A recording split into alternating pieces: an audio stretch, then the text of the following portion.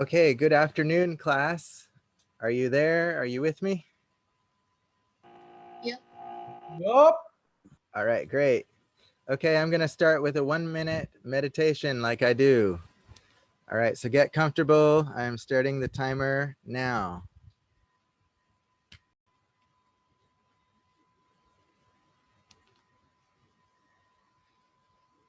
During that 1 minute, I thought of how meditation is a bit like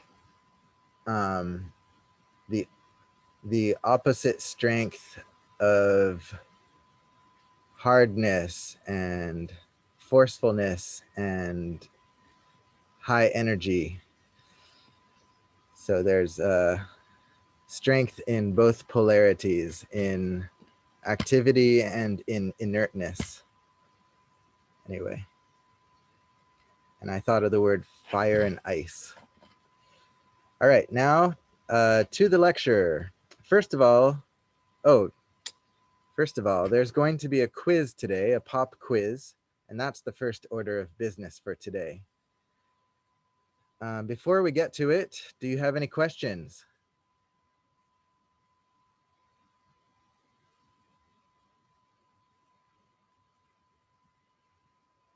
Okay, so to take the quiz, I want you to go on Blackboard right now, and I will make the quiz visible to you. You will have 5 minutes to complete it. Only 5 minutes. And you have to do it now. So I'm going to pause the recording for this.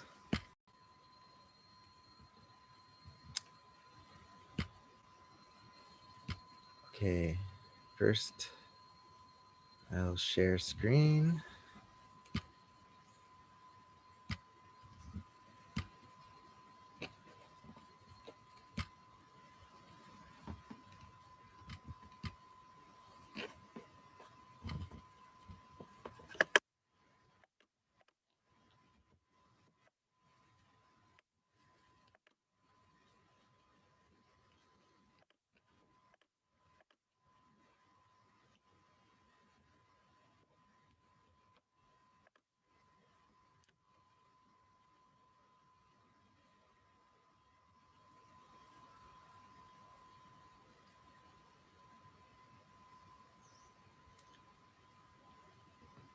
By the way, I noticed the research groups that you assigned yourselves to. It looks really great.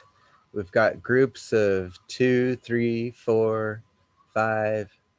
We've got, currently there are really 12 groups. I think that's a great number. So one person from group 1 needs to shift over to some other group because there's only one person in it. And there's, yeah, all right.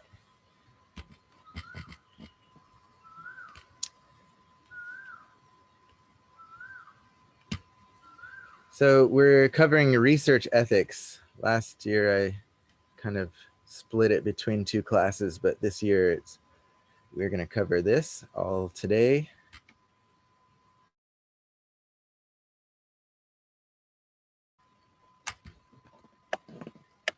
First thing is an important vocabulary word is construct. So this is an important concept and word. A theoretical idea, usually pretty well accepted. That's what a construct is.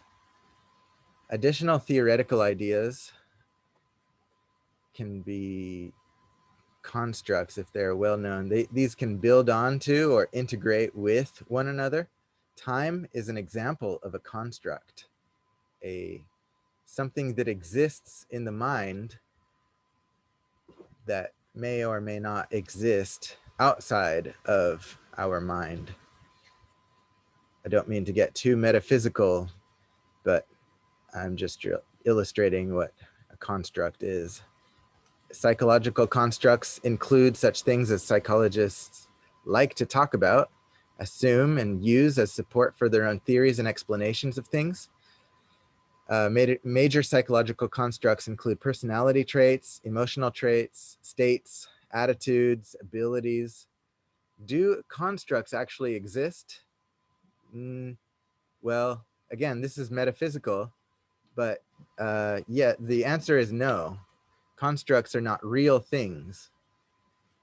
So I'm offering you that the answer is no, constructs aren't real. They are constructions by humans for humans.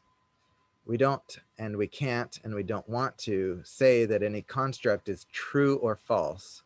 Constructs are not meant to settle upon established permanent truth. Constructs are really verbal descriptions of reality according to our understanding.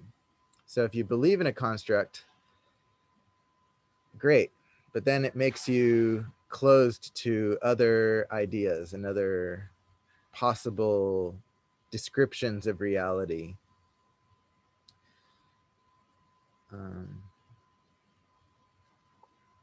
Any questions or any thoughts? Could you perhaps give me an example of a construct besides the one I gave, time? What else is a construct? Gender? Gender is a construct. That's a really great one. Thank you.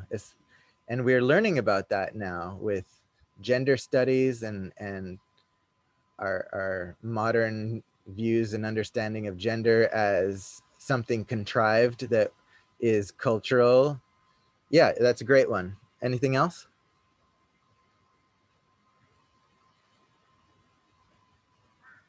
Other constructs?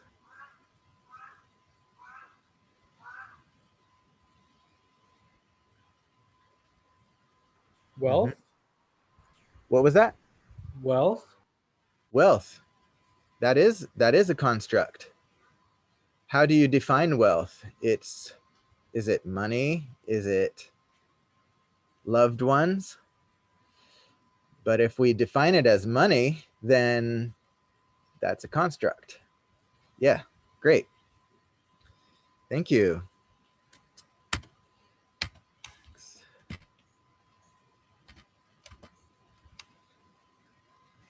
Besides the vocabulary term construct, we also need to learn these terms, conceptual definitions.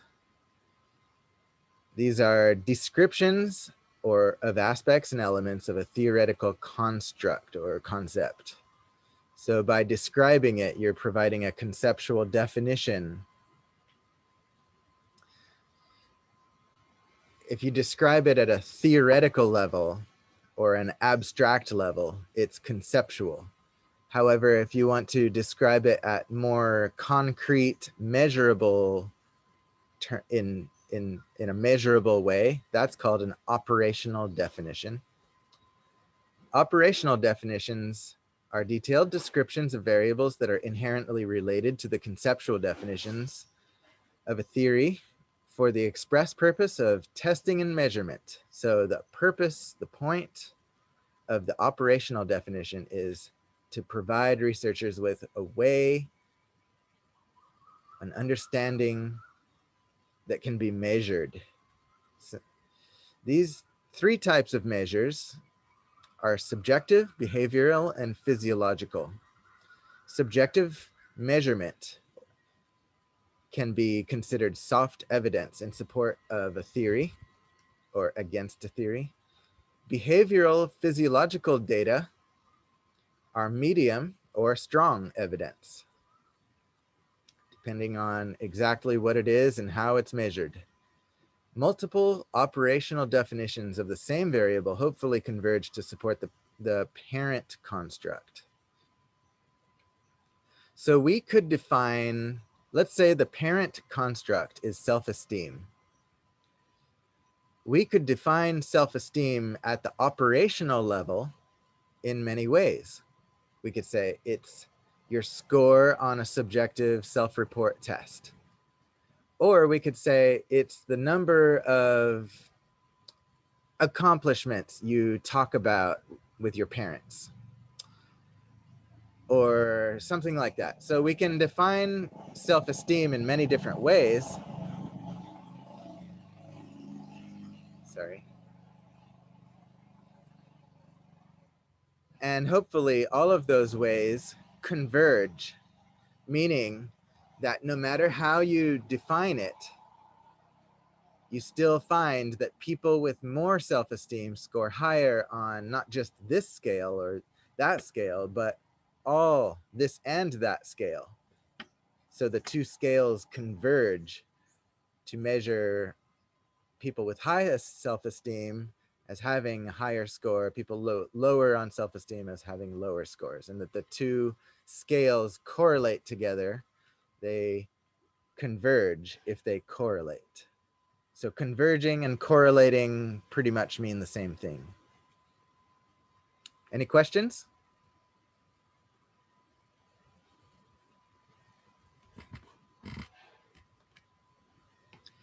Next, the Tuskegee syphilis study. What happens when researchers have no oversight? It says, I'll read it. Let's see. I prepared something to read. I don't know if it was the syphilis study or not. I think it is. Yep, here it is. Okay.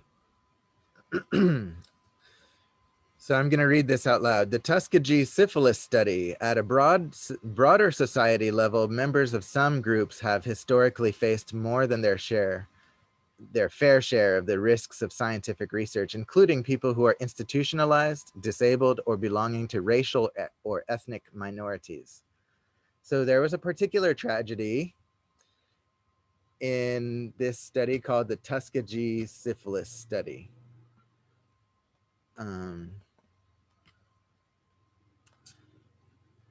A particularly tragic example.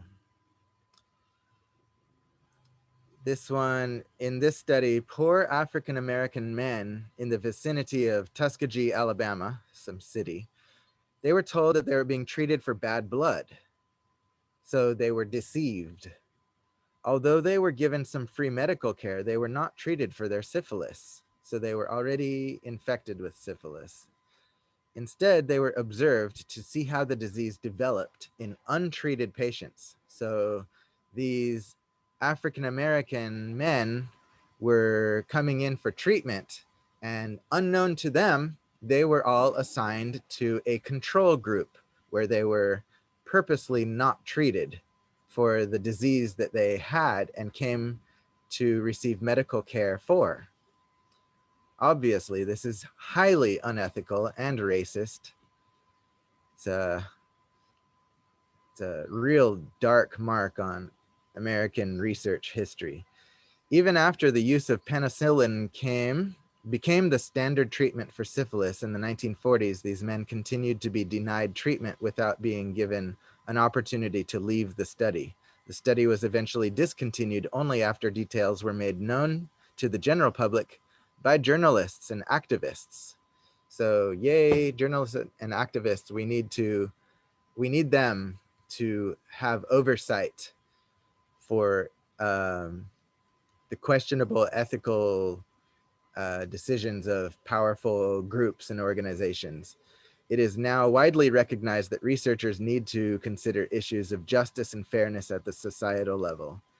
So this study, this black stain on the history of psychological research in America, serves to emphasize how important it is to have ethics, research ethics, and work with ethical approval before we do our research. So that's the point of this lecture.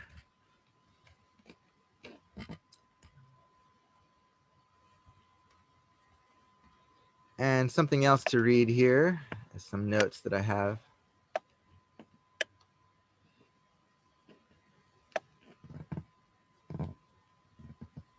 Okay, so probably too much detail here.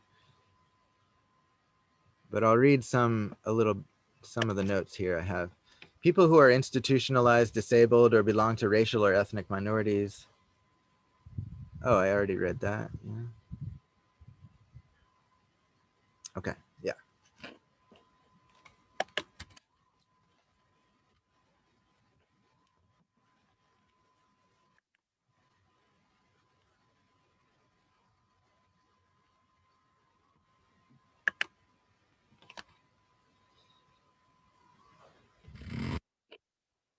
All right, so to conduct research ethically, we need to minimize risks and weigh them against potential benefits. We need to act responsibly and with integrity. So we got to be professional, honest, truthful, to promote trust towards scientists in general. So if I deceive participants, I better do it in a polite and respectful way and explain it afterwards, because if I'm a little too loose with my deception and not respectful, then not just myself, but scientists in general, researchers in general, especially psychological researchers, would acquire a negative reputation, and that would stifle research. So certainly it pays to be respectful, honest, truthful, and professional. Seeking justice. There are advantages and disadvantages of participating, and these should be distributed equally. So for example, in the Tuskegee study, why were only African Americans assigned to the control group? Why weren't a diversity of races assigned equally to both groups? Why should one race have to pay a heavier price than another group if the treatment is supposed to be equal for all and meant to be provided for all? And if we discover that a treatment works, it should be offered to the control group. That is an ethical principle that we now have. Any comments?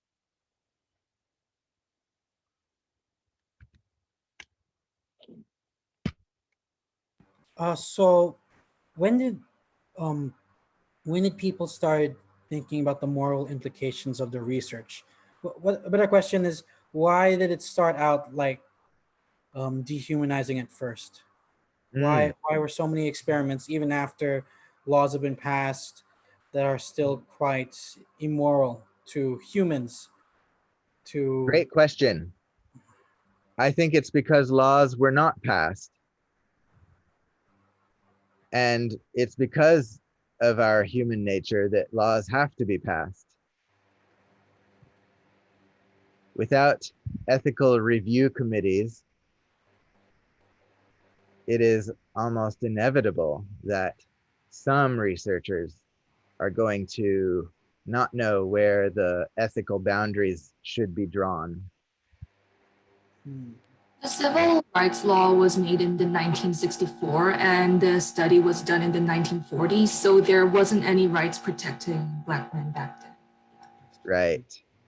Yes. But Thank weren't you. they like reports about, like, during World War II? Weren't there tons of reports of what they did to the Jewish population that seemed almost exactly like this, exposing them to Yes. diseases, mutilating them? Did they not feel anything? Did they not care? Did they not see any parallels with what they were doing at the time? You know, it's funny because we see this from our time and our culture. We have standards that are very clear for us now. But you might say ethics is timeless. But really, ethics depends on group consensus. Partly. So partly ethics are already known to us, maybe deeply in our heart. We have our own sense of morals, but at the level of professional career job decisions, research decisions, we rely on societal laws and society's consensus about what is allowed, not what is nice or good. Yeah. Good talk. All right. Next, we've got the history of ethical codes. So there was something called the Nuremberg Code in 1947. These are codes that, well, so ethics have to start somewhere. And this is the history of how our current ethics came to be. We had the Nuremberg Code in 1947, then the Declaration of Helsinki, then the Belmont Report, and then the Federal Policy Protection of Human Subjects, which has been revised on an ongoing basis. So that's just a little history.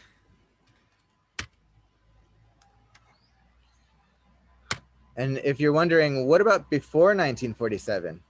Well, I think that research with human subjects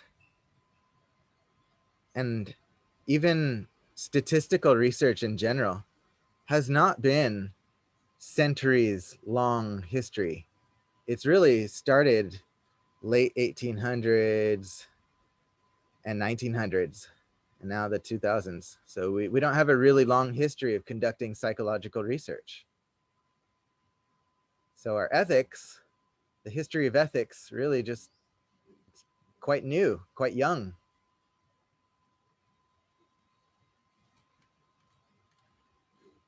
Kind of shocking, right? Kind of surprising. The history of ethics. Of course, other fields have been doing research for a long time, like biological sciences, the physical sciences, but yeah, we haven't really been testing humans and experimenting and messing around with humans very long. So yeah. Respecting people's rights and dignity, autonomy, informed consent. These are things that we require or we emphasize now in our modern conceptions of ethical protocols and ethical research. So we want to allow as much autonomy to the participant as much as possible. Otherwise, they feel overly controlled and uncomfortable. We have to provide informed consent. We can't trap them into our research or deceive them so that they didn't know that they're participating. We have to inform them. We need to provide privacy and confidentiality of their answers, their responses, and their recorded behavior in case it's embarrassing to them. So we don't want them to lose face. That's a part of our current ethics. Then there's risks. We want to minimize the risks. So certain populations are more vulnerable to certain risks than other populations. So we have to take consideration, not just of the risk to people in general, but the risk to subpopulations that may be more at risk from certain treatments or conditions. Deception should be used only when necessary, and it is often necessary. And then there's debriefing. Debriefing is important, especially with deception. If you have to deceive people, then you should debrief them. That means you should reveal the deception at the end of their participation. And even if you did not deceive them, it's nice to give a debriefing. Sometimes it's important to do that, to explain what the experiment was really about and how the participants' data would be used, perhaps. Any questions here? Okay.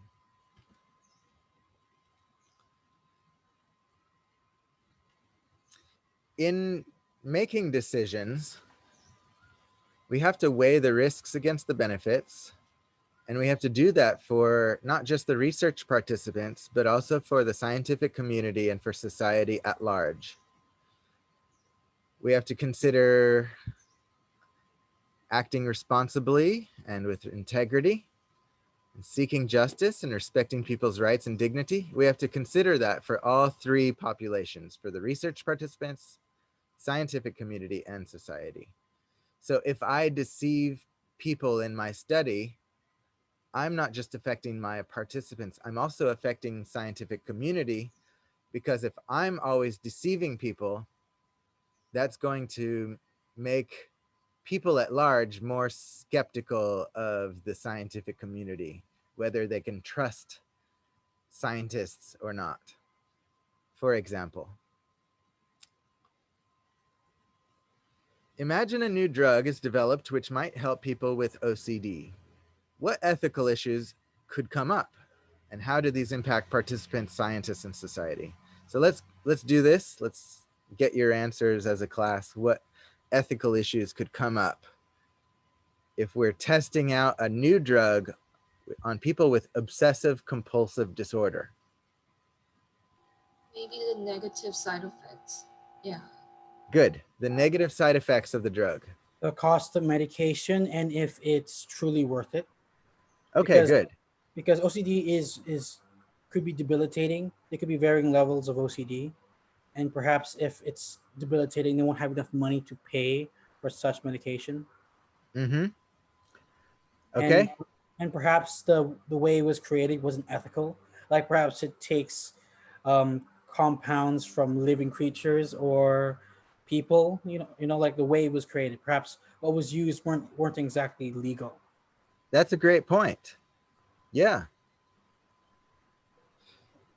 And the trustworthiness of the people who are selling it Good. could be just Yeah, you're plain. right. Yeah.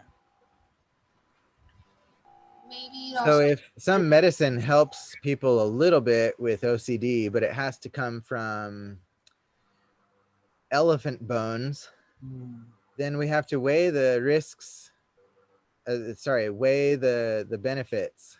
yeah. We should consider not just society, come to think of it, not just society as in people only, but all species. So that's a really good point. I didn't think about that. But let's go with side effects because that's easy. So the side effects would affect the research participants. Would the side effects affect the scientific community?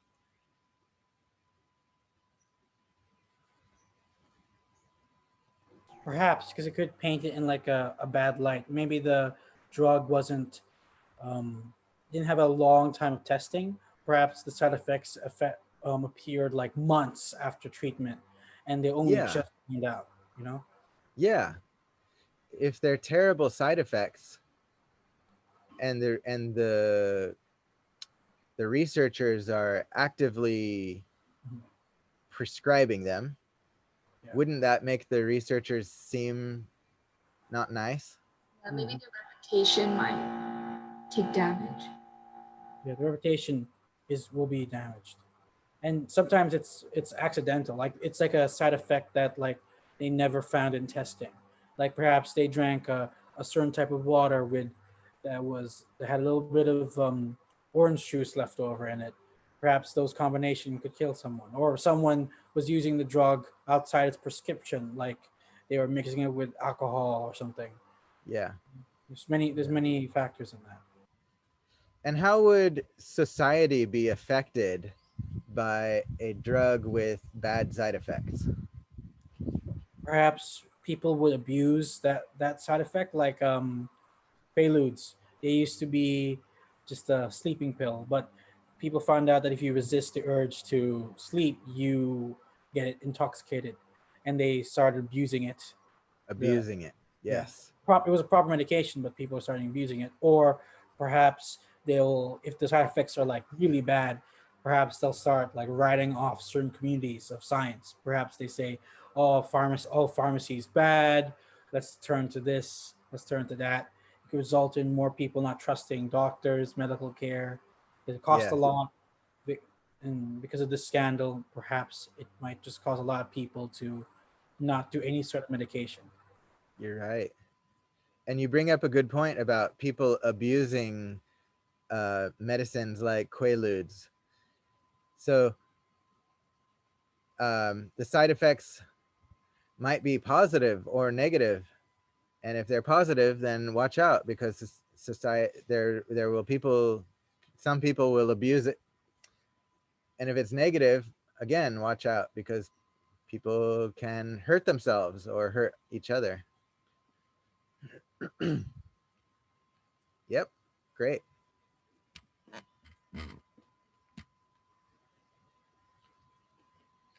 All right, here's an exercise. In a study on the effects of disgust on moral judgment, participants were asked to judge the morality of disgusting acts, including people eating a dead pet and passionate kissing between a brother and sister. If you were on the IRB that reviewed this protocol, IRB means Institutional Review Board.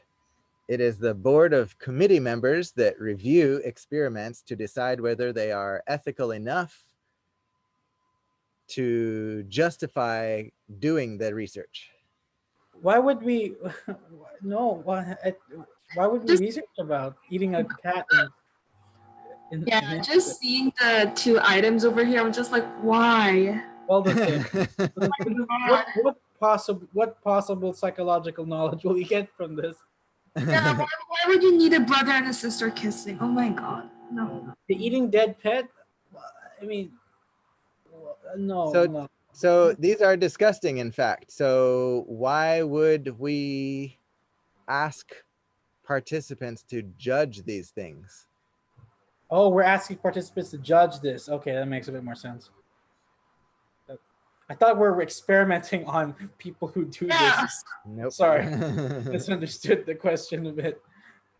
I mean, maybe we just want to see how the social morality, perhaps we're studying individual morality.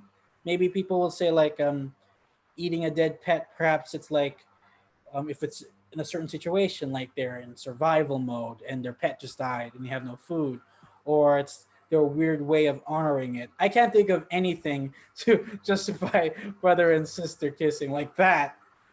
Now Well, the cheap in this, that no, I can't think of anything. with this example, this is an actual example. So this is an actual study.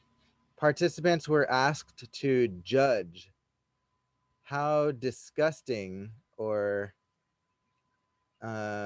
judge the morality of these things. Certainly, to get extreme judgments on one far end of the spectrum, we would want to think of the most disgusting things. It was relevant to the research. The question is it ethical to ask undergraduate participants, probably in a psychology class, is it okay to ask them to make a rating on a scale of 1 to 5 about how disgusting it is to kiss I think between I think siblings? for these choices, it's not too overboard. So I think it's like in the safe zone because you're simply asking. We're not like saying, "Hey, eat your dead pet" or "kiss your Yeah. sister passionately." You know what I Yeah, we're mean? not telling people to do this. We're just asking their opinion, which is I think it's okay. We're not asking them horrible. If you ask and they say yeah, like okay to Yeah, it, then I think yeah, it yeah. should be fine. But then I feel like even if they agree to do it and once they go through the entire thing, maybe like perhaps maybe participants might find out something about themselves that they may not have wanted to. Yeah, I think that's a big concern. Yeah, but that's for almost any psychological experiment. Some people will find something about themselves they will not like. Yeah, but it is a side effect that researchers to take into account, because I remember reading somewhere, I forgot which research, and they mentioned that it was one of the effects. Oh, I think it was just that. Wait, what was that experiment where people had to shock other people? I forgot. Oh, But the Milgram, Yeah, Milgram. that one. Yeah, I think one of the major side effects were that people found out stuff about themselves that they did not like, and it caused psychological distress, which isn't good. that's me like every day. Absolutely. So, Very well said. I mean, yeah, that's where. But comparing the Milgram experiment to this, as in like fooling these subjects into thinking you have to shock an actual person, No, I vis-a-vis. don't think she was comparing. She was Oh, no, I pointing mean, out no. that sometimes it can be, Well, it's possible. no, yeah, I agree with her. I'm just saying that the implications for both, well, they make sense. I was agreeing with her. Agreed. Agreed. All right. Professor, I'm going to read excuse something me, that can I I, prepared. excuse me? Yes. Yeah, did the researcher tell like this is a disgusting act? Because like if they tell the participants straight up like this is a disgusting act, maybe it's a little bit suggestive. Like Right. No, I disgusting don't think that they things can told be the like participants like that. They said, we're going to show you like 20 sentences, and we simply want you to make a rating. How disgusting is this? Or how moral or immoral is this? And they may have some, the researchers probably had some purpose to create the emotion of disgust in the participants as they're completing the study. So the researchers' intent was to create the emotion of disgust, but the researchers did not want to tell the participants that the researchers are purposely trying to make the participants feel disgust, because that was the part that you don't want to tell the participants all the information about the study. You want to see how will they respond when they're feeling a certain emotion, and then afterward tell them, okay, thanks for, and this is what we did. We purposely manipulated you to feel disgust for this reason. It wasn't just to get the ratings, it was also an emotional manipulation, for example, in that study. Yeah. thank you.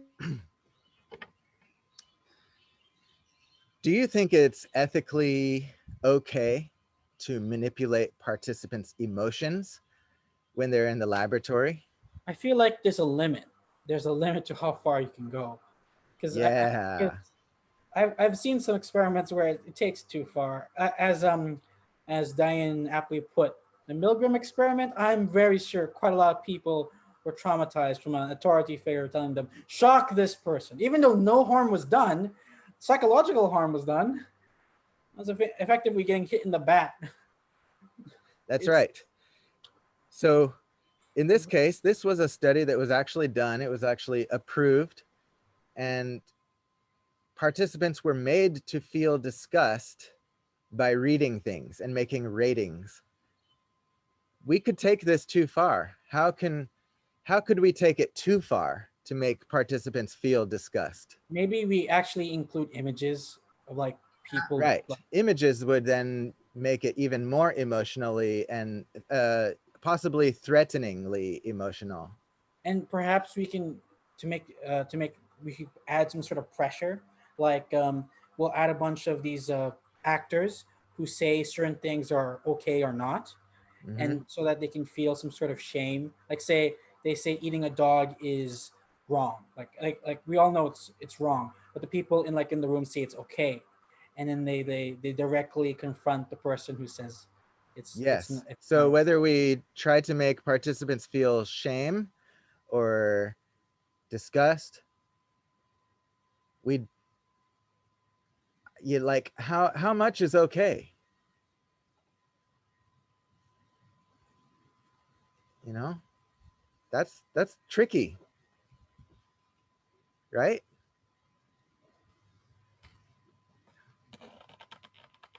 Okay, I'm going to read some things to you now about ethical ethical policies and procedures.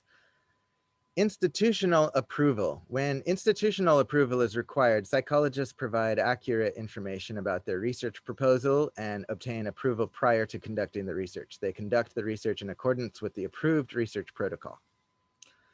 Informed consent. Sorry, this is a long reading, but I do need to read it all to you. It's just, there's no easy way to convey it all except reading, so I'm going to read. When obtaining informed consent as required, informed consent. Psychologists inform participants about the purpose, the expected duration, the procedures, their right to decline and withdraw from the research, the foreseeable consequences of declining or withdrawing, which ought to be 0. The reasonable foreseeable factors that may be expected to influence their willingness to participate, such as potential risks, discomfort, adverse effects, any prospective research benefits, limits on confidentiality, incentives for participation, who can be contacted for questions about the research and participants' rights. They should have the opportunity to ask questions and receive answers as participants.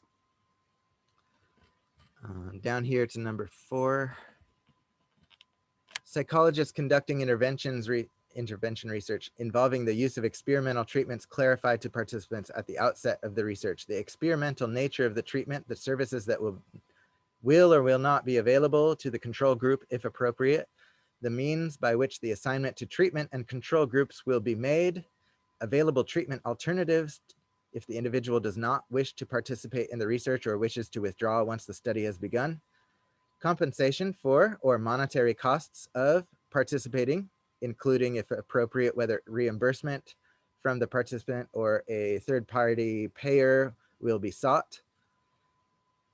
Next point, informed consent for recording voices and images in research. Psychologists obtain informed consent for research participants prior to recording their voices or images for data collection, unless the research consists solely of naturalistic observations in public spaces, at which point it's okay to record them without their consent. And it is not anticipated that the recording will be used in a manner that could cause personal identification or harm. The research design includes deception, and consent for the use of the recording is obtained during debriefing. So these are times when you can record. And now next point, when psychologists conduct research with clients, students, or subordinates as participants, psychologists take steps to protect the prospective participants from adverse consequences of declining or withdrawing from participation. So in general, we say, do you consent to research to the study? And if you do, you should know that you have the right to withdraw and to stop participating at any time. That's normal. Okay, next point. When research participation is a course requirement or an opportunity for extra credit, the prospective participant is given the choice of equitable alternative activities. Psychologists may dispense with informed consent only where research would not reasonably be assumed to create distress or harm and involves the study of normal educational practices, curricula, or classroom management methods conducted in educational settings, or only anonymous questionnaires, naturalistic observations, or archival research for which disclosures of responses would not place participants at risk of criminal or civil liability or damage to their financial standing, employability, or reputation, and confidentiality is protected. The study of factors relates to job organization effectiveness conducted in organizational settings for which there is no risk to participants' employability and confidentiality is protected, or where otherwise permitted by law or federal institutional regulations. In general, what I'm saying here is you have to get consent, but sometimes it's okay to not get consent when you're dealing with certain kinds of settings, like in naturalistic observations in public. All right, moving on. Next point, deception in research. Psychologists do not conduct a study involving deception unless they have determined that the use of deceptive techniques is justified by the study's significant prospective scientific, educational, or applied values that are or applied values, and that effective non-deceptive alternative procedures are not feasible. In other words, deceive if you have to, but if you don't have to, don't deceive. Next, psychologists do not deceive prospective participants about research that is reasonably expected to cause physical pain or severe emotional distress. So if it's going to hurt, you can't deceive. Psychologists explain any deception that is an integral feature of the design and conduct of an experiment to participants as early as feasible, preferably at the conclusion of their participation, but no later than the conclusion of the data collection, and permit participants to withdraw their data if they want. Psychologists provide a prompt opportunity for participants to obtain appropriate information about the nature, results, and conclusion of the research, and they take reasonable steps to correct any misconceptions that participants may have, which the psychologists are aware of. If scientific or humane values justify delaying or withdrawing this information, psychologists can take reasonable measures to reduce the risks of harm. And finally, when psychologists become aware that research procedures have harmed a participant, they need to take reasonable steps to minimize the harm and probably to correct it if possible. And I can make that document available to you guys on Blackboard. What's this? Oh, nothing.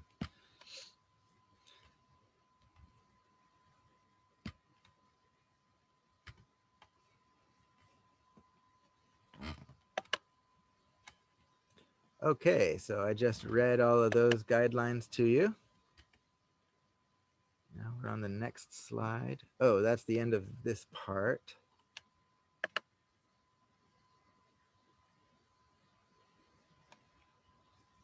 Okay, so let's have a break. It's 1:56 now. Let us resume at 2:10. So I'll give you a 14-minute break. At 2:10, we will begin lecture again. Okay? Yep. All right.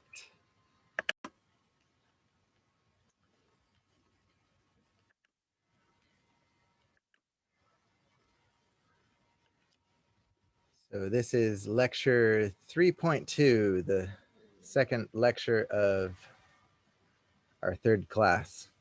And the topic is psychological measurement.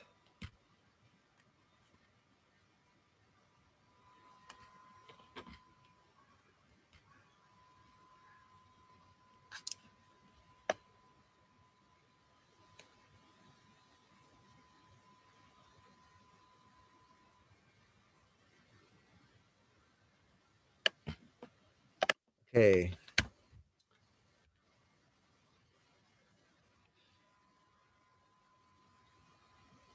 Well, we've done this already. Constructs. We know what constructs are.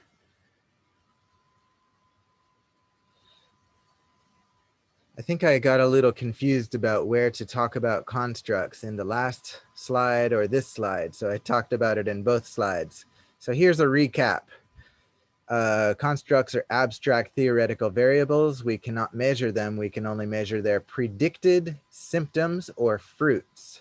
For example, we might measure anxiety not by measuring with an anxiety-o-meter.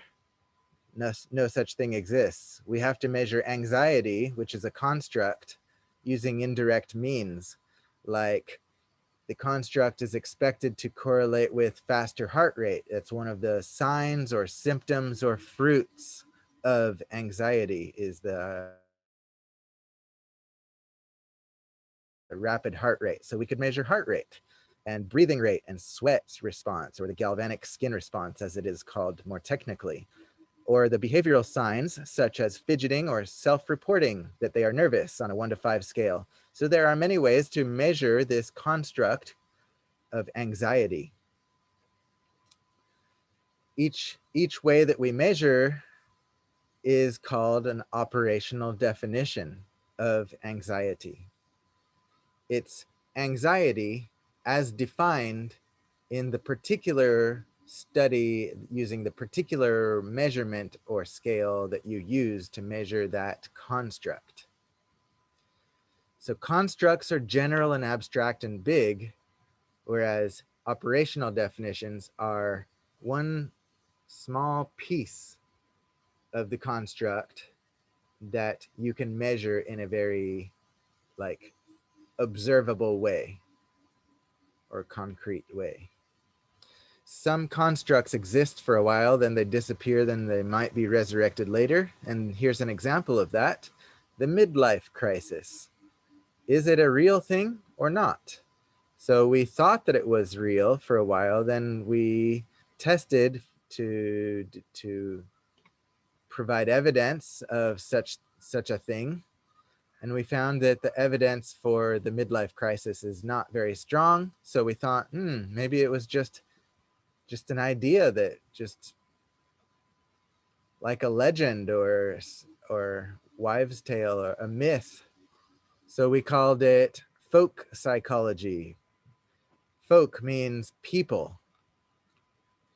It's kind of like layman psychology for non-professionals. So that's how we kind of relabeled the midlife crisis. It's not real psychology, it's folk psychology. In other words, it's not real. It's just something that lay people understand, and that lay people don't understand anything. So that's the kind of attitude or sentiment of calling it by that word, by folk psychology. But it's a little bit diminutive. But now it appears that it is real again, and that it only applies to some people. So some people can get a midlife crisis and it's real again. Yay. So constructs may exist and then they may disappear among the profession of psychology and psychologists. Constructs are something that are only true in the sense that we agree that they're true. They're not true in a universal absolute sense. They're not true in the true sense. They're true in the it's useful to talk about sense. So not exactly true or false.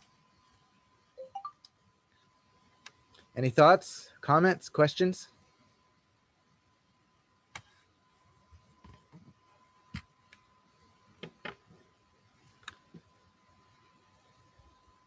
So I guess I guess I was a bit redundant because I put constructs and operational definitions in both lecture slides. But yeah, there's 3 ways to measure constructs: self-report, physiological, and behavioral. When a theoretical construct can be measured with multiple converging operations, and the measurements fit the predictions, then that's strong evidence for the utility of the construct. It's not evidence that the construct is true, because constructs cannot be true or false. It is only evidence that the construct is useful. So some constructs are more useful than others, and the really useful ones become fact, or they become what we teach in psychology. So it's based on utility or usefulness. How also like logical and sensibility of the construct.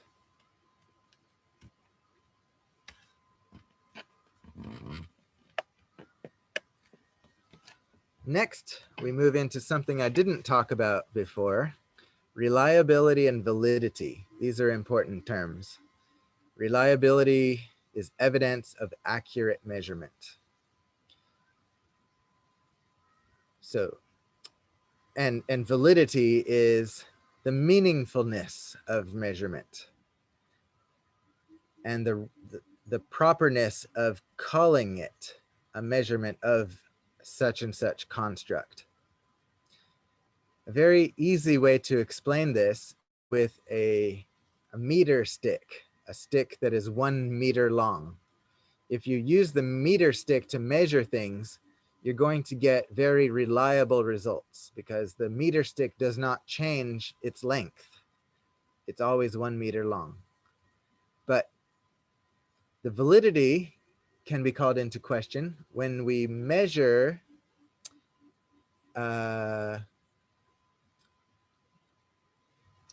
long did you sleep last night? Can you measure that with a meter stick? And if I measure your body with a meter stick, can I say that you slept last night for 1.5 meters? No, that's not valid.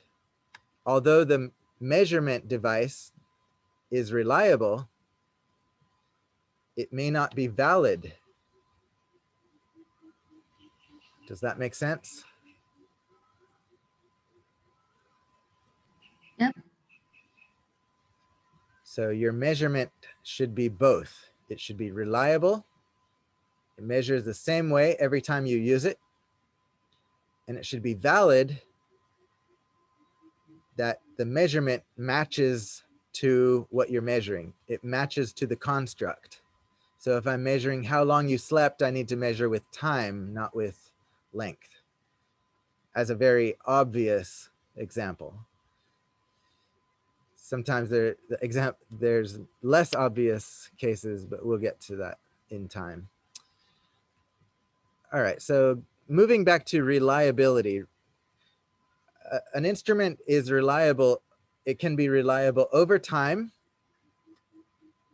across items, across researchers. And for each of these kinds of reliability, we can measure them. So we might have reliability over time, but not across researchers, or across items, but not very reliable over time. An example is mood assessment. If I assess your mood now, all of the items in my assessment might be reliable.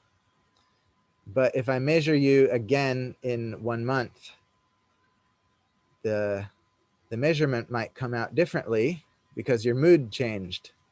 So certain kinds of measurements are more reliable or less reliable, depending on what the tool is, what's the scale and what you're measuring, what's the construct. Any questions?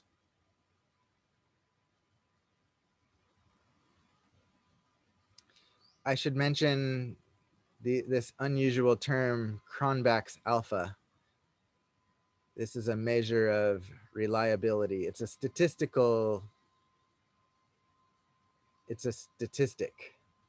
and it's a measure of how reliable a scale is based on the data that you've collected already. You can also have inter-rater correlation. You can use the same statistic, Cronbach's alpha, or you can use Cohen's kappa, depending on the kind of data that you're measuring the reliability on, or of which you're measuring. Next, validity. Validity is unrelated to reliability, equally important, if not more important, but it does not lend itself to statistical measurement, really, not as well. Except I'll tell you how here. Okay, so there's different kinds of validity. There's face validity, content, criterion, convergent, and concurrent, predictive, discriminant. All these kinds of validity here. Face validity is the least important one. If it looks like it's measuring the right thing, that's called face validity. In general, I don't think we need to worry about that. I don't think it's such an important concept, actually. The next one, content validity. When you define your construct, let's say we're talking about anxiety. And we say that anxiety, in our theory of anxiety, we say that it affects the breathing and the heart rate. And then you measure your construct. You measure anxiety by asking people about their heart rate or measuring their heart rate. The problem with if you only measure heart rate is that you're missing some of the content in the construct. Because the construct says anxiety should affect breathing also. So if you're measuring anxiety, to have maximum content validity, you want to measure all the content of the construct. That means that you want to measure not only the heart rate, but also the breathing rate, and also the sweat response, and also the subjective experience, and also the behavioral symptoms. If you can measure all of those things, then you have maximum content validity. In practice, we don't do that. We don't measure entire constructs. We measure portions of them or most of the construct. And the more of the construct that we measure, the more content validity exists for the scale. Any questions about that? So content validity is important. Face validity, not so important. Criterion validity. This is when you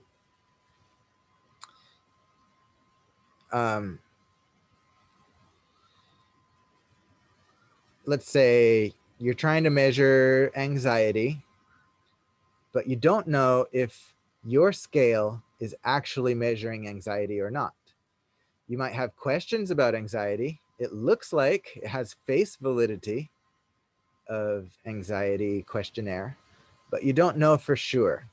So you need a criterion validity, a measure of criterion validity to demonstrate strong validity. So you test people that are already known to be anxious, or you give them a scale that you already know it definitely measures anxiety. Then you can have some criteria of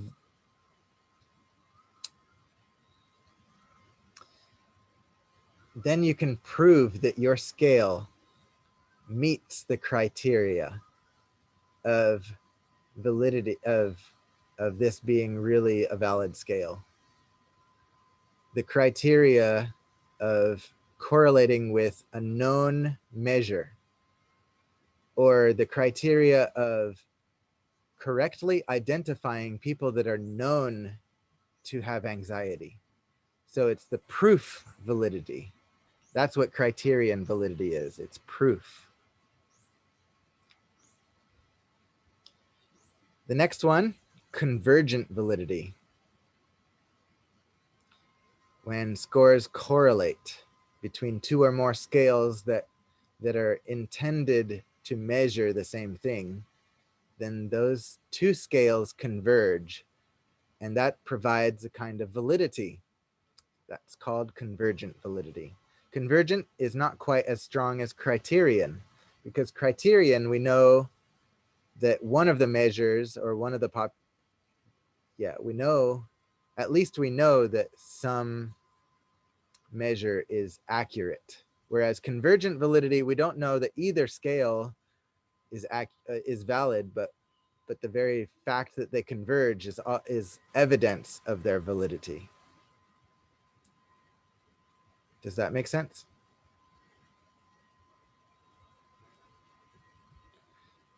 Yeah, it does. So criterion is stronger than convergent in terms of validity. The next one is concurrent. Concurrent or predictive validity. This is anytime a scale correlates with another scale. If the two scales are taken side by side, in other words, you recruit the participants and you tell them, here, please complete these 2 questionnaires or these 3 questionnaires, and all of them correlate together, then that's concurrent. That means at the same time validity. If their scores correlate together, then they are concurrent validity. And predictive is when you do one scale at one time and another scale at another time in the future, and the earlier scale predicts the scores on the later scale. So the difference between concurrent and predictive is not very big. It just depends on the timing of giving out the questionnaires.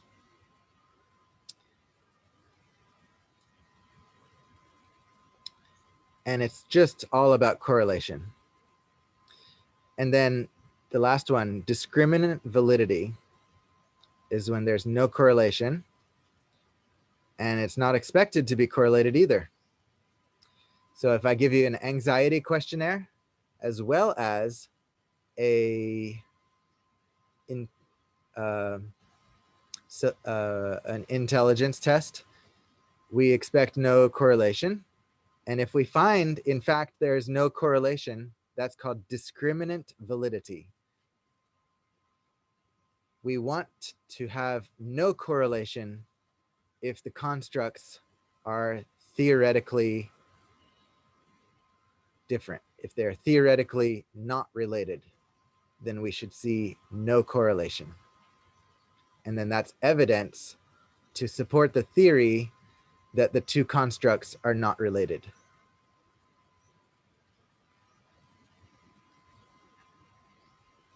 Any questions about any of these validity terms or about reliability?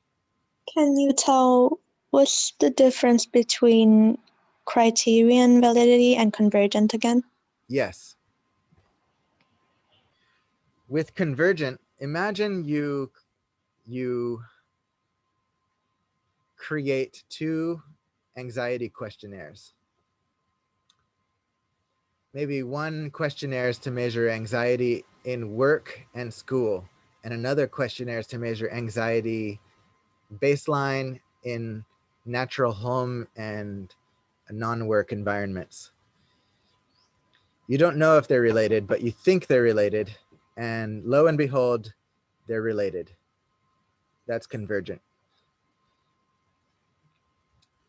Criterion is where one of the 2 questionnaires is widely accepted. There's no disagreement that that actually measures anxiety. So one of the scales is certain and clear and sure. And the other scale may be pretty sure, but not 100%, like it's a little less sure. So then the more sure scale is the criterion, and the less sure scale gets the criterion validity by virtue of correlation with the more sure scale.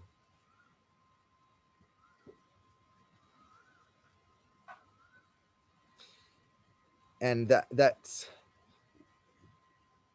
what I'm saying is, if you can prove your scale is correlated with something that's more absolutely sure, then you have criterion validity.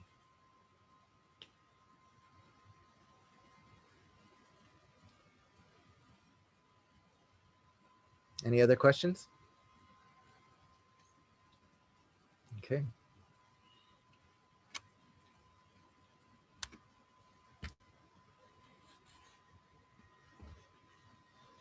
Conceptually defining your constructs. Here's a quote: "There is no substitute for reading the research literature on a construct and paying close attention to how others have defined it." I took that from the textbook. So importantly, before you define your construct, read the literature. I mean, you can define it by yourself first, and then you can read the literature and refine your definition. But you don't want to let your definition be completely only based on your own idea. You want to make sure that it's at least there's some basis for this concept or construct from existing research literature. Operationally defining your construct. The operational definition is a definition of the variable in terms of precisely how it is to be measured in the context of one study, your study. You can define as others have defined in terms of accepted, published, widely acknowledged, scale scores, or you can create a new definition. For novice researchers, I recommend scale scores. If you create a new definition of your construct, you need to consider the validity and reliability concerns of the previous slide. And that can be a lot of work. And I don't think it's really appropriate to consider reliability and validity issues in the context of this class. There's not enough time for it for you. So I recommend defining your construct theoretically as well as operationally using methods that others have used, other researchers. But to know what they've used and what they've done, you need to read what they did. Threats to valid measurement. Demand characteristics. Participants naturally, either they want to please you, as if you're the researcher, they want to please you by doing a good job, or even if they don't want to please you, they tend to believe you because they are not experts, and you as a researcher are the expert about whatever it is you're measuring and studying. So participants tend to believe what the researcher believes, and sometimes they can accidentally, the researcher might accidentally reveal their beliefs and expectations, and then that becomes a demand characteristic because it kind of demands that the participants perform and respond that way, even if it's unconsciously.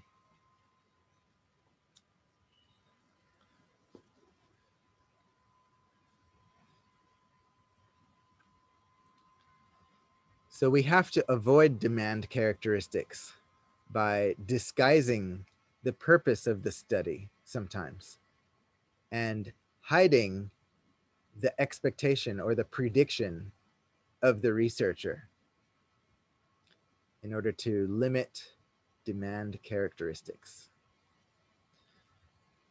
Socially desirable responding. That's when participants know what are the desirable responses, and they respond that way because some people automatically and very habitually try to make themselves desirable to others. I know what that's like. I have that trait. Next one, test-taking environment. Anonymity, distraction, and length of testing. Participants should be anonymous as much as possible. I mean, it's okay to test people in a large group with paper and pencil testing. Some types of assessments, it's okay to test in front of other people. That kind of anonymity is okay, is not important. But we should not be broadcasting any one person's answers to everyone else. Individual responses should be anonymous. So we should limit how much other participants can look over the shoulder to see, oh, what did you answer for that? Ooh, oh my goodness, because that could be embarrassing. So anonymity, distractions, and length of testing. Distraction should be kept at a minimum. Length of testing should be minimized to ease the discomfort on participants and ensure that they're actually paying attention and actively participating. Extraneous variables are those that we are not interested in.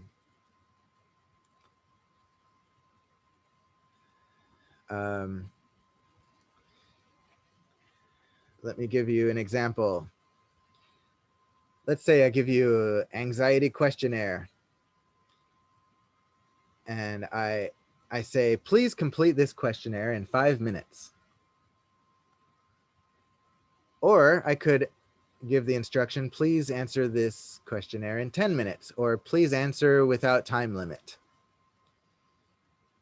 Those different ways of providing the instructions for the questionnaire would potentially affect the results.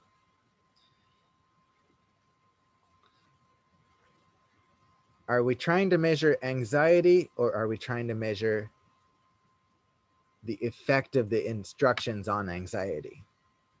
If we want to measure anxiety, we should make sure that we're asking or phrasing the instructions in one stable way for all participants. If you give different instructions to different participants, you're introducing an extraneous variable, a variable that you're not really interested in studying. You don't mean to study it, you're not trying to study it. So we want to limit extraneous variables. So if you're testing participants in a hot, stuffy room, even if it's not ideal, you want to make sure that all the participants study in the same hot, stuffy conditions. Otherwise, you're introducing an extraneous variable. If you test some in the hot, stuffy room and some in a nicer environment, that's extraneous. You're introducing an extraneous variable, which is not good. It complicates interpretation. Any questions on this slide?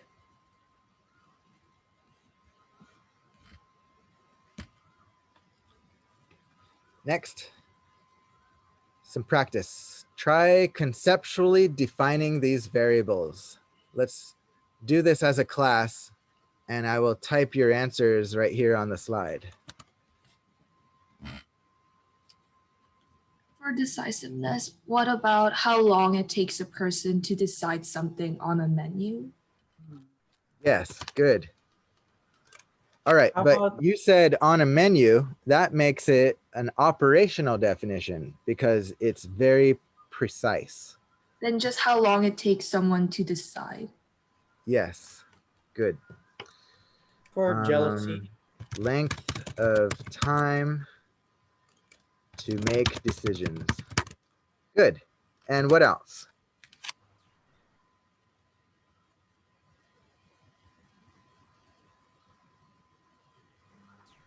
perhaps we can also measure it by how good the decisions are themselves. Because if they make decisions that are too bad, perhaps it's not decisiveness anymore. Perhaps they make Wait, so Goodness of decisions? yeah. If that's the way, if there's a way to measure. Well, maybe that's not quite decisiveness. What about whether they change their decision later on? Yes. Frequency of changing plans or changing mind. Good. All right. That's a good conceptual definition of decisiveness. It's conceptual because it's abstract. Yet it's descriptive of all people who display decisiveness, right? Low frequency of changing mind. Good. How about jealousy? Perhaps we can measure how long it takes for someone to react negatively to someone that is better than them. Is that vague enough? Yes, that's an operational definition because it's specific. Be specific. So try to get more general and abstract. What is jealousy in general? Like maybe something like how often do they show signs of jealousy? Mm-hmm. Like maybe we can also talk about their habits. Like do they go on Facebook a lot? How many negative comments they write? That sort of stuff. Yes. All right, let's keep thinking. Just think like, what's the definition of jealousy? Because the definition of jealousy is the conceptual definition of jealousy. So it's reacting negatively to people who have more than you. Yes. Essentially. Reacting negatively in action, in feeling. Yes. Reacting negatively.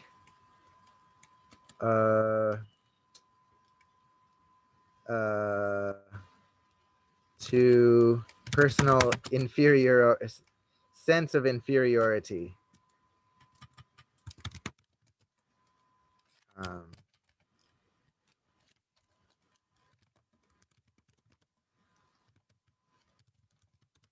Yeah. All right, great. So these are conceptual definitions of these words. Now let's go to the next one. Now, operationally define these variables: decisiveness and jealousy. So I will break you up into groups to do this, and I want you to come up with 3 operational definitions each for each word. One operational definition should be a self-report way to measure it. One should be behavioral way to measure it, and one should be a physiological measure. Do you know what these words mean? Self-report. Yep. Think of that as paper pencil questionnaire. People are answering based on their own subjective belief about themselves. Behavioral is witnessing their behavior. Physiological is measuring their body somehow. All right, I'm breaking you into groups of 5. All right, I'll give you 5 minutes. Go to your groups.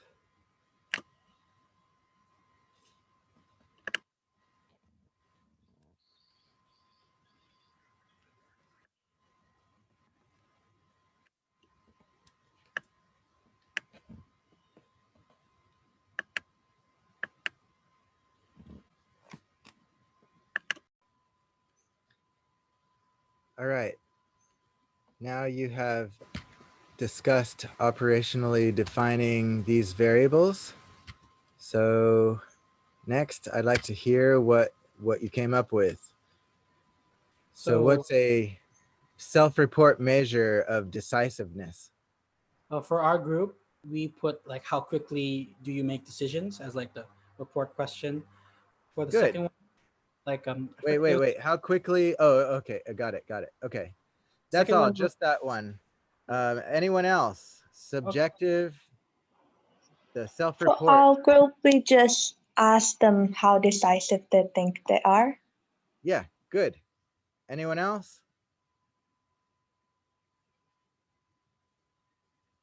Okay, those are good ones. Next, how about the behavioral measure of decisiveness? For our group, we talked about how long, like giving them a menu and seeing how long it takes for them to decide. I like that. Very real world. Excellent. Anything else? Any others? How long does someone contemplate on an equally similar choices? Good. You set up two equal choices and see how long it takes them to choose. Good. All right, let's go to the physiological measure. So for decisiveness.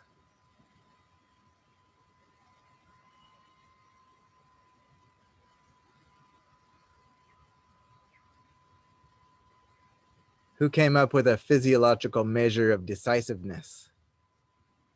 Oh, sorry. In our group, Yeah. we talk about eye movement. Oh, yeah, yeah. Oh, Yeah. that's nice. I like that. Like the lack of nervous tics, like when they make a decision. You know, like they make a decision, it's firm, it's strong. They don't show any irregularity. Good. And you're measuring that how? Like through their heartbeat, through their eye contact, and if they're showing any nervous tics, sweaty Good. palms, that sort of stuff. Very good. Now let's move over to jealousy. What's a self-report measure of jealousy?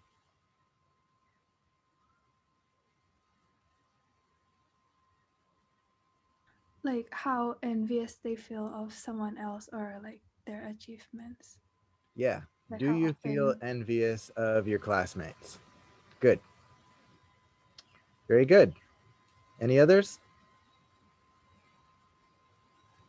Okay. Next, the behavioral measure of jealousy. Like for us, we said how often a person shows jealousy towards better people they consider better. Show how. Like, uh, like they become agitated around people who are better. How to measure agitation. Anyone else? Behavioral measure of jealousy. In our group, we talk about the duration of attention in the person they're jealous of. Oh, that's an interesting one. So measure how much, how long they look at the one they're jealous of. Any others?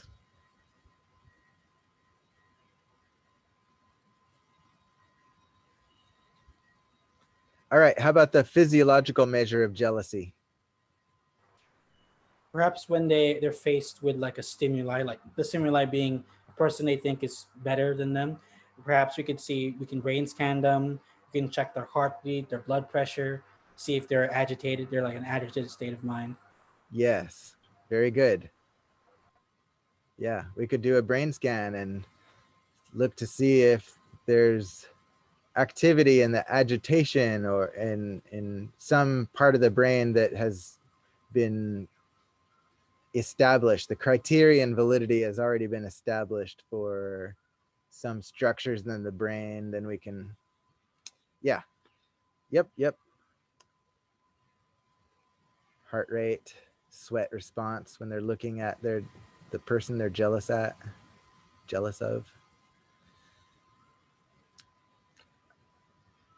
Any others? Okay, that was good. Yep. Looks like I'm giving you your homework assignment here.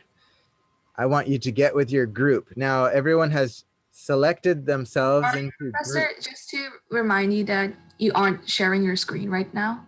I'm not? Oh, I thought I was. Thank you.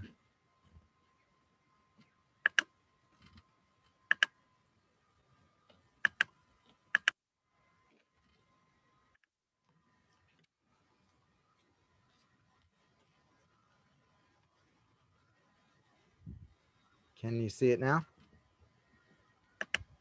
Yep. So I want you guys to get with your groups, but you can't do that here because I don't know how to break up into groups like that.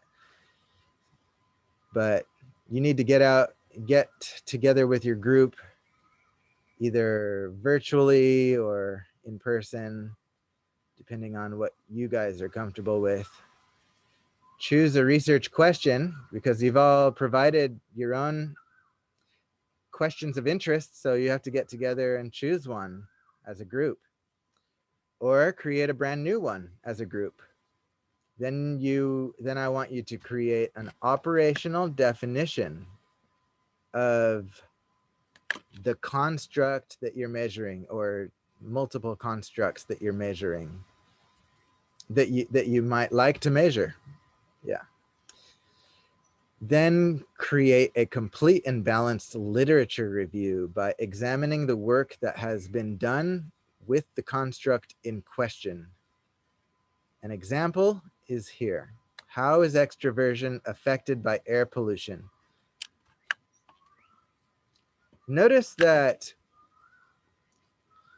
it's pretty normal to have two targets, two constructs that you're measuring side by side: air pollution and extroversion.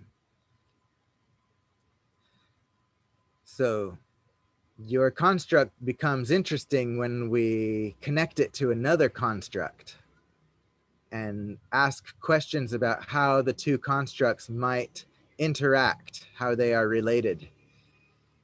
So if you're really interested in extroversion and you want to study extroversion, your questions about extroversion, but you need to make it interesting by asking a question about how this thing relates to something else. So the something else is another construct. You should provide an operational definition for all the constructs that you're working with.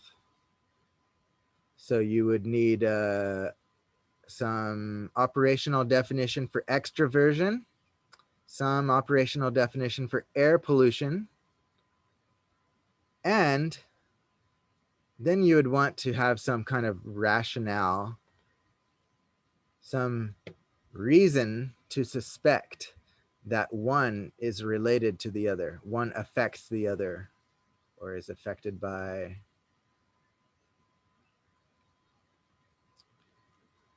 So, as a group, you will come up with your main construct of interest and how it relates to some other construct of interest.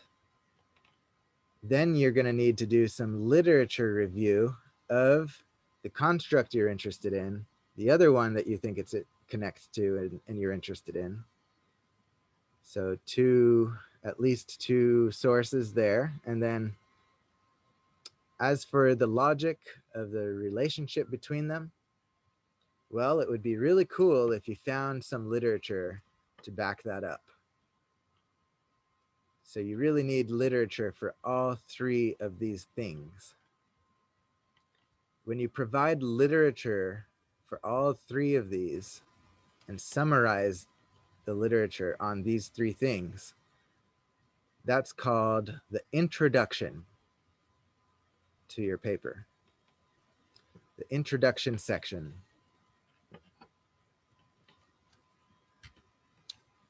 Now, what is due in a week is this. It's not going to be graded, but I want you to do it within a week, because until you do it, you can't really start on your project. So this is our timeline. And the very first thing in the timeline is decide on a topic,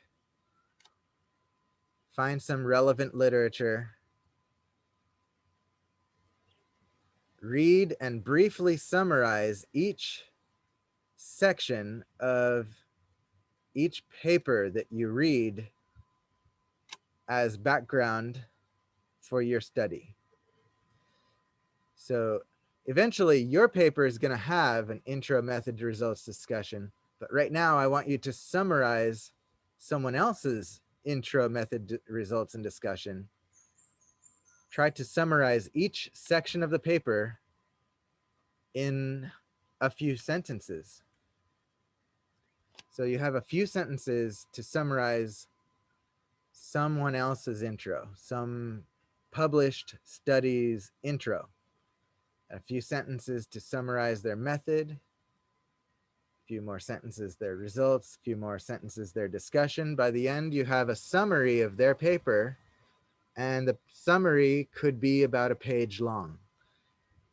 So I'm basically asking you to do a 1-page report on a reference, one reference per student.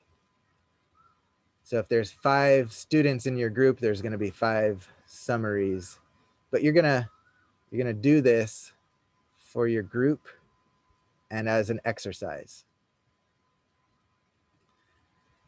and as a familiarization with the literature. And then you're going to add your summary to your group paper. I recommend using Google Documents for this. So I want each group not only to get together, but also to create a Google document and start organizing yourselves for this very first task. So I do want you to do this within a week. What I'm asking you to do is find a relevant reference, summarize it, and contribute your summary to the group on a Google document that's shared among all group members. Later on, you will choose one of your people in your group to be a lead author, someone who you think would be capable of writing an a first paragraph. The first paragraph precedes all the article summaries, all the summaries that you write as you're summarizing other people's research articles. So the introduction section of the paper starts with a first paragraph to introduce the subject. After introducing it, then there's subsequent paragraphs. Each one summarizes something from the literature. You will also need a final paragraph or 2 after the summaries to tie them together and make the point that your group seeks an answer to your research question. You can worry about that later. You don't need to worry about the first or the last paragraph of the introduction section for now. For now, all you need to worry about is finding some relevant articles, reading and summarizing and putting it onto the Google document. Questions? After Would you we're like- done, where should we send them? Send them to each other onto a Google document. So we don't have to share it to you. No, you don't. Okay. All right. So there's no format requirement for the No font. formatting. Okay. You're right. There's no formatting requirements. But in the interest of, this is a first attempt to write the introduction section. I'm splitting it up into every person writes one summary. So it should not be totally ugly bullet point, half sentences and partially uninterpretable stuff. It should be written in a way that at least it's a first draft, a rough draft of what your paper will include in the end. So will our paper in the end also be similar to this, where we summarize 3 articles? Yeah. Mm-hmm. It should be at least 3 articles. Now I know there's one group of 2, so that group's going to need to make 3, a minimum of 3, but probably the number of people in the group is the number of articles that you want to summarize. So one person summarizes 1 article. so it's fair to everyone. So, Professor, can you give us like an example of how our final report would look like, the one we would submit to you? Yes, thanks for asking. Your final report will look like this: a title page, an abstract page, an introduction section, which includes welcome, this is our topic, summary article summaries, 1, 2, 3, or 4, 5, concluding paragraphs for the introduction section would be something like, this is what we're going to study. Then there's a method section. Then there's a results section and a discussion section and a references section.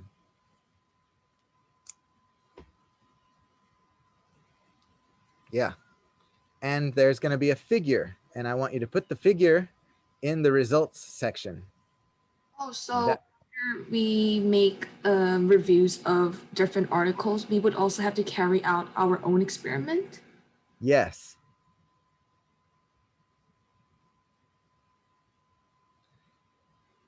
Yes.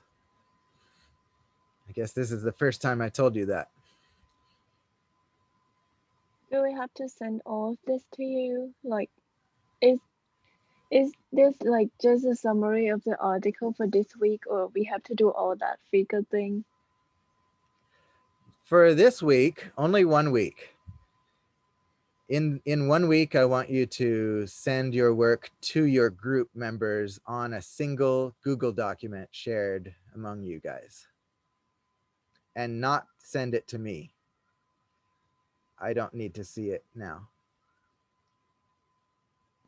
But I want you to do it. So would the summary of the 3 articles also be a part of the final report later on, or is this like a separate practice that we do just to get used to our topic? Great question. This is going to form part of the final product. Okay. So you're not just doing it for exercise, you're doing it actually for your real paper that you're going to submit by the end of this semester. Since it will be part of our final paper, I know you mentioned that it won't be graded, but will you still give us feedback? Oh. Like, so we know like roughly what we should do and like everything. No, I'm not going to give you direct feedback on this at this stage. No. Okay. And would you mind clarifying about the part where you said like we have to conduct an experiment? Sure. Yes. Yes. That's a great idea because I don't want to freak you out. The experiment that you're going to do would involve testing your classmates online, because how else can we? I mean, yeah, online with, and the test should not take longer than 15 minutes. It should be more like 5 to 10 minutes, if possible. And if it takes longer, okay, but I will work with groups individually about complicated or weird studies that might take more time. So yeah, it'll work. But we do have about 12 groups. So collecting data, each group should take maybe 15 minutes or so. Maybe longer, maybe 20. Data collection would be like, here's a questionnaire, and maybe here's another questionnaire, or here's a questionnaire, plus we'd like you to do this little task and see how long it takes, or something like that. Yes, your project will involve collecting data, and it will involve analyzing the data to some extent. Statistically, I'll teach you how to do it. Anything else? Any other questions?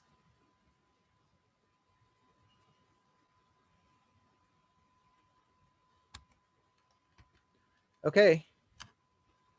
Well,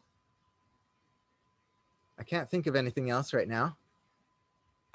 Time is 3:18. I think we can end the class now.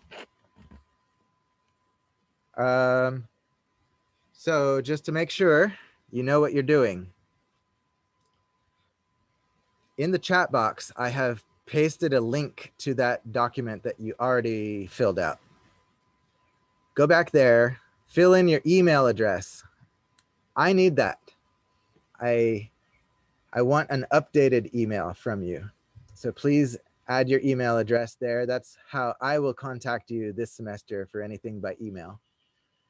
So make sure you get your email in there, and then make sure you know you're in this group, that group. Someone please coordinate all your emails to like email each other and start getting organized and coordinated. You could do that right now if you want. In fact, now is absolutely the best time because everyone's paying attention right now. Everyone's here. So right now is the time. This is the right time. Please get together with your groups. Decide your topic. Yes, this should be done in class. It should be done right now. So I'm not going to end class yet. Also, Professor, would you mind posting like a list of stuff that we have to do for the overall final project later on? Like Listing all the steps? Yeah. For the final project, not for this, I mean. Would it be listed for the final project?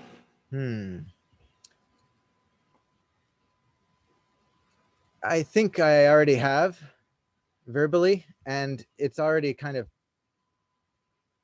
conveyed in the syllabus. Oh, okay. So yeah. Everything in its due time, and you don't need to worry about all of the future steps right now. I'm kind of trying to gently walk you through this. Yeah, you should now meet with your groups immediately to discuss your topic, come to a final decision on your topic, because all of you have good ideas, but choose one. And then decide who's going to read what, or choose articles by yourselves,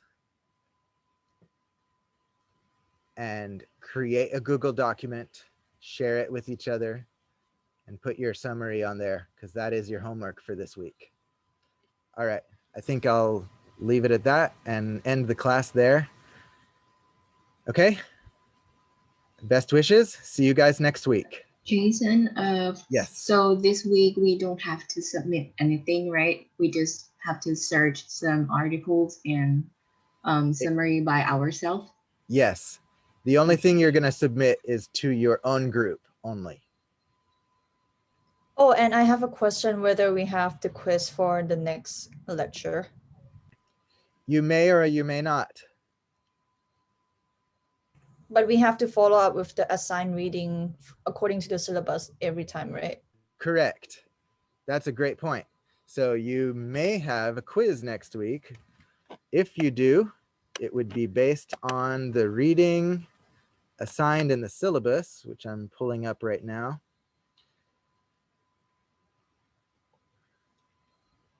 Pages.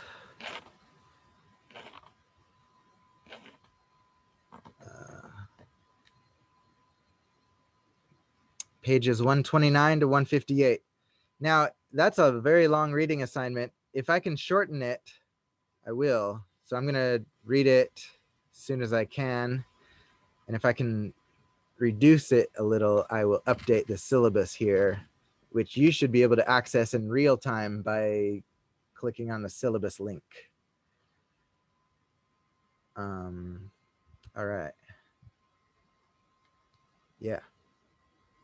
So if there's a quiz, it would be based on that assigned reading for today. Any other questions?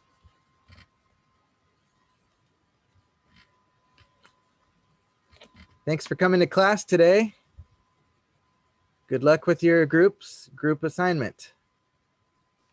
Wait, I have a question. Like, Yeah, go ahead. Just to clarify. So like in our group, we each do we do one article each and then do each section? A summary of each section of like methods and the intro and results, or we all are doing the same topic, but like we're all like looking at 3 different articles on the same topic, and we're each summarizing each article. Yes. Thank you for asking, because I realize I need to be a little more clear on which articles you are reading and like how do you select the right article to make sure that it's useful for your paper. So the right kind of article, in lecture 1, I think I mentioned that review articles are an excellent place to start. So if you can find a review article rather than an experimental study. A review article means it's general, they're not doing an experiment, but they're summarizing literature. That's a good choice for an article to read and summarize. And like I mentioned in today's lecture, your construct, whatever your interesting question is about, it should involve like at least one construct and probably 2 constructs. And those 2, let's say that there's 2 constructs. So 1 article on each of them at least. And also look for articles that talk about both of them together. Those will be especially useful. You don't have to use the articles that were already found by people on that group selecting Excel sheet. You can use those, or you can find different articles. But let everyone find one article and summarize it and share their summary.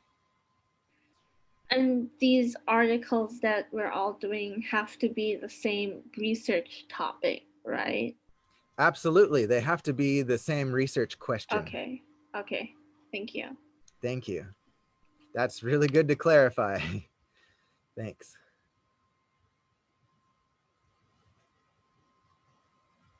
Any other questions? I have one question. Yes. So like for example, right? My group have 4 people, so we have to do 4 articles, right? Perfect. Exactly. Oh, okay. Yes. If you choose a poor choice of article, what's the consequence? The consequence is you might have to choose a better one later and do a whole extra summary. Or you might just leave the some article that's kind of borderline relevant, and then I read and grade and say, this is useless, you shouldn't have chosen this article. So do make a special effort to choose articles that are really relevant to what you're talking about. Try first to find review articles on the subject, and then articles that really come very close to answering your question. The closer, the better.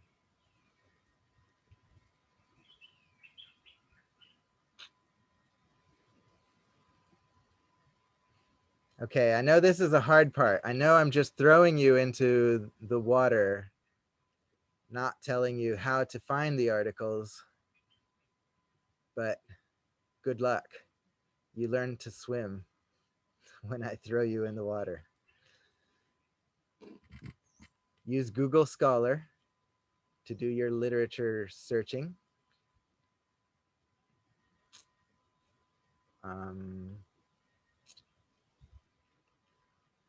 Can you anticipate any trouble from this? Are you worried?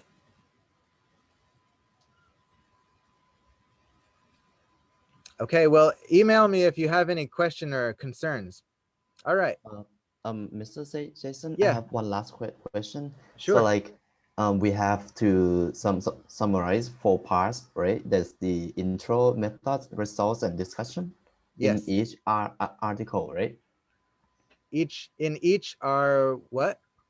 In each article, right? So In each article, yes. Yeah. Okay.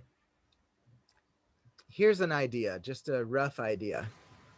One person, one article, 1 page. 1 page long, double spaced, 12-point font. If it's less than that, that's okay, but should not be longer.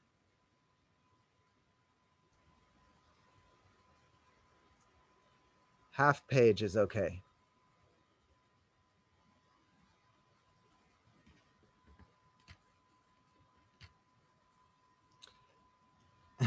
Someone said, throw me in the water and I'll drown. Hope you don't. All right. I think that's all. Is that all? All right. Contact me if you have any questions. All the best. Best wishes to you guys. Thanks for coming to class today. Have a nice week. Bye bye. Bye. Thank you. Thank you. Bye. Professor. Bye.